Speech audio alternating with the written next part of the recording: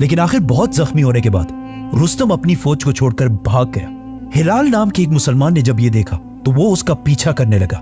रुस्तम ने भाग भाग कर आखिर इस दरिया में छलांग लगा दी।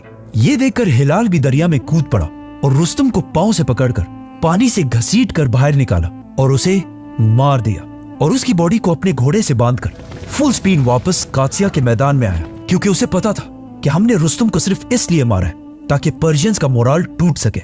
जैसे ही वो जंग के मैदान वापस पहुंचा, वहां अब सुबह हो चुकी थी, तो हिलाल सीधा रुस्तम के तख्त पर चढ़ा और अपनी तलवार उठाकर जोर जोर से कहने लगा कि मैं काबा के रब की कसम खाकर कहता हूँ, मैंने रुस्तम को मार दिया। ये देखकर मुसलमानों की भी पूरी फौज ने पर्शियंस पर हमला कर दिया। पर्शियन फौज को समझ ही नहीं आया कि ये आखिर सुबह होने से पहले उनके साथ हुआ कैसे, और रुस्तम को मरा हुआ देखकर उनका सारा हौसला टूट गया और वो कंफ्यूज होकर जंग से हर तरफ भागने लगे और मुसलमान उनका पीछा करने लगे। जिसके बाद मुसलमानों के हाथों से हजारों पर्शियंस मारे गए और उनमें से हजारों कैदी बनाए गए और इस तरह मुसलमान ये अजीम जंग कादसिया जीत गए।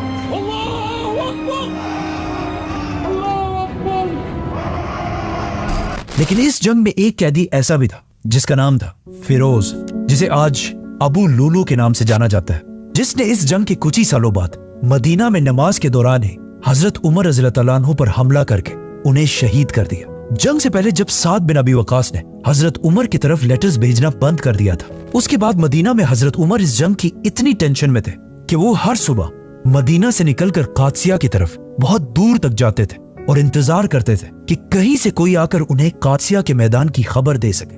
हजरत उमर हर दिन वहां से जो भी आता था उन्हें पकड़कर उनसे पूछते थे कि मुझे कादसिया के बारे में बताओ, लेकिन काफी दिन तक किसी को कुछ पता नहीं था। आखिर एक दिन जब वो मदीना से बाहर कादसिया के रोड पर अकेले बैठे हुए थे, तो दूर से उन्होंने एक घुड़सवार को फुल स्पीड भागते हुए देखा। तो हजरत उमर रज़ियल्लाहु अन्हु ने उन्हें भी रोककर कादसिया के बारे में पूछा, तो उस मैसेंजर ने हजरत उमर के आम कपड़े और सिंपलिसिटी देखकर उन्हें पहचाना ही नहीं और कहा कि अल्लाह ने मुसलमानों को बहुत अजीम फतह दी है।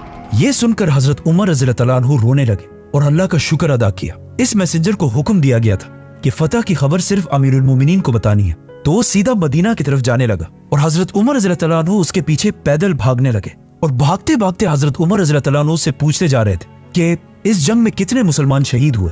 तो उसने कहा 8000। तो हजरत उमर ने पूछा कि पर्शियंस कितने मारे गए, तो उसने कहा 20000।